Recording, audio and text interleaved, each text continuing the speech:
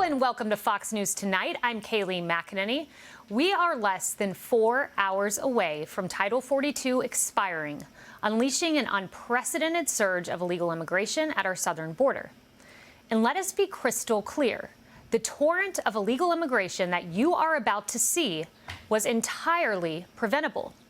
There is one reason, and one reason alone, for the destruction, the human devastation, and the complete lawlessness about to ensue, and that is President Joe Biden. He is enabling the cartels, emboldening the child traffickers, and incentivizing human devastation. When I worked in Washington as press secretary, my boss, former President Trump, had a clear plan to secure our border. Remain in Mexico, for example. That required migrants to stay in Mexico during immigration hearings instead of being released into the interior.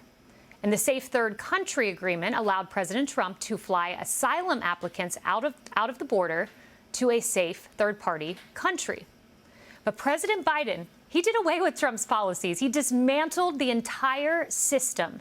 And now we are on the cusp of Biden doing another Trump-era policy, just tossing it out the window. Title 42, it's a pandemic-era order that allows for the rapid expulsion of migrants. The numbers tell the story of Biden's border failure. Nearly 6 million migrants have crossed our border since Biden became president. And that doesn't even count the 1.2 million gotaways. As we approach tonight's lifting of Title 42, 11:59 p.m. this evening, more than 10,000 migrants are crossing our border illegally each day. That is the most on record. And the president of Guatemala, well, he just told a congressman that 80,000 more are on their way to the border right now. President Biden wouldn't even take his call. What we are dealing with is unprecedented. But the Biden administration, they are more interested in finding someone to blame. Our current situation is the outcome of Congress leaving a broken, outdated immigration system in place. The president is doing everything that he can with the tools that he has in front of him. That's why he asked Congress on his first day. Congress has been unable to pass immigration reform. Again, we're using the tools that are available to us because Congress refuses to do their job as it relates to the border. Fundamentally, we need Congress to act. Congress, Congress, Congress. There's nothing else to call that but a lie.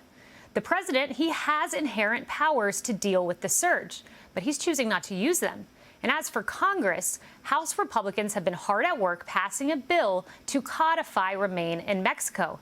In fact, that bill passed today along party lines. But Biden, he vowed to veto it. Instead, Biden has a master plan of his own: street releases, releasing migrants into the streets after the shelters fill up. That is not a plan. That is abdication of duty. And you know who suffers? The children and the infants being trafficked at the border. The Coalition Against Trafficking in Women found that 60% of unaccompanied alien children are caught by cartels and exploited through child pornography and drug trafficking. That means that as many as 90,000 children were exploited coming across our border last year. Then there's the loss of life. The federal government, well, they refuse to publish the number of migrant deaths at our border. But Bill Malugin tells me that his contacts found 600 migrant deaths in 2021 and 800 migrant deaths in 2022. This is Joe Biden's version of compassion. Joe Biden's lawless southern border, well, it's the antithesis of compassion. It is cruel, it is wrong, and it is preventable.